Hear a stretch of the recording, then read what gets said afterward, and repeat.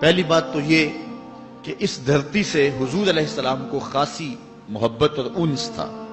ایک روایت جس کو امام حاکم نے اپنی مستدرک میں روایت کیا ہے کہ آقا کریم علیہ السلام کو اس دھرتی سے، اس جگہ سے جو پیار کی کہانی ہے اس کو حضرت اقبال نے ایک جگہ بیان کیا کہ میرے عرب کو آئی ٹھنڈی ہوا جہاں سے، میرا وطن وہی ہے، میرا وطن وہی ہے۔ تو حضرت علی روایت کرتے ہیں اطیب ریح فی الارض الہند، سب سے مقدس خوشبو جو محسوس کی گئی وہ ہند کی خوشبو تھی، سب سے زیادہ طیب اور ستھری، اور یقیناً اس دھرتی سے ہی غزوہ ہند لڑا جائے گا جس کی بشارت میرے اور آپ کے آقا و مولا حضور نبی رحمت صلی اللہ علیہ وسلم نے دی۔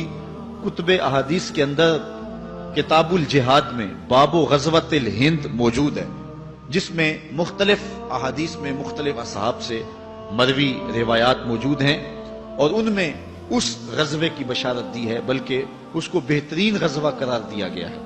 حضرت ابو ہریرہ رضی اللہ تعالیٰ عنہ فرماتے ہیں وعدنا رسول اللہ صلی اللہ علیہ وسلم غزوۃ الہند، حضور علیہ السلام نے ہم سے غزوہ ہند کا وعدہ فرمایا ہے۔ اور اب حضرت ابو ہریرہ کے اپنے لفظ سنیے، فَإِنْ أَدْرَكْتُهَا أُنْفِقُ فِيهَا نَفْسِي وَمَالِي، کہا اگر میں اس غزوے کو پالوں تو میں اپنا سارا مال اور جان قربان کروں، اور اگر وَإِنْ قُتِلْتُ كُنْتُ أَفْضَلَ الشُّهَدَاء، اور اگر میں شہید کر دیا جاؤں تو پھر میں افضل الشہداء کہتا ہوں۔ یہ حضرت ابو ہریرہ رضی اللہ تعالیٰ عنہ کی آرزو ہے۔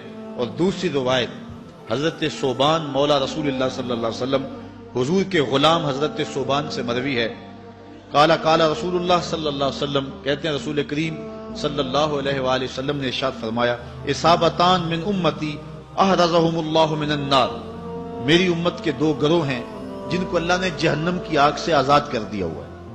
وہ دو گروہ کون کون سے ہیں؟ اصابت تغزو الہند و اصابت تکون مع عیسی ابن مریم، کہا ایک وہ گروہ جو ہند میں غزوے میں شامل ہوگا، اور دوسرا وہ گروہ کے جو حضرت عیسیٰ علیہ السلام کے ساتھ دجال کے مقابلے میں لڑے گا۔ ان دو گروہوں کو اللہ نے جہنم کی آگ سے آزاد کر دیا ہوا ہے۔ میں فیصل آباد میں گفتگو کر رہا تھا تو مجھے ایک نوجوان نے کہا کہ یہ غزوہ کیسے ہوگا؟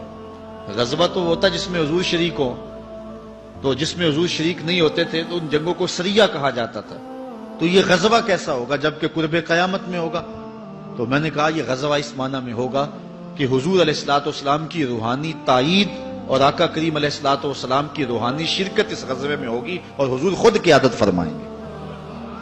اور آقا کریم علیہ الصلوۃ والسلام نے اس وطن کے ساتھ اپنی محبتوں کو، اپنے پیار کو کئی مواقع پہ ظاہر فرمایا ہے۔ جن دنوں کے اندر 65 کی جنگ لڑی گئی ہے، کچھ لوگ جو مدینہ المنورہ میں حضور کے روضے کے آس پاس جھاڑو دیتے ہیں، انہوں نے باقاعدہ خواب دیکھے جو بعد میں بیان کیے اور پاکستان کے مختلف جرائد اور اخبارات میں چھپے کہ 5 لوگ مواجہ شریف سے روضہ انور سے نکل رہے ہیں اور جنگی لباس پہنا ہوا۔ تو عرض کی گئی، انہوں نے کہا کہ حضور آپ اس وقت ہنگامی حالات میں کہاں جا رہے ہیں؟ تو ارشاد فرمایا کہ پاکستان پر انڈیا نے حملہ کر دیا، میں مدد کے لیے جا رہا ہوں۔ اور پھر یہ بات پاکستان کی عسکری تاریخ کا عجوبہ ہے کہ صرف 30 سیکنڈ کے اندر، آدھے منٹ کے اندر 65 میں ہم نے انڈیا کے 3 جہاز گرائے تھے۔ صرف 30 سیکنڈ کے اندر 3 جہاز مار گرائے تھے۔ کیا یہ ہماری توپوں کا کمال تھا یا محمد عربی کی نگاہوں کا کمال تھا؟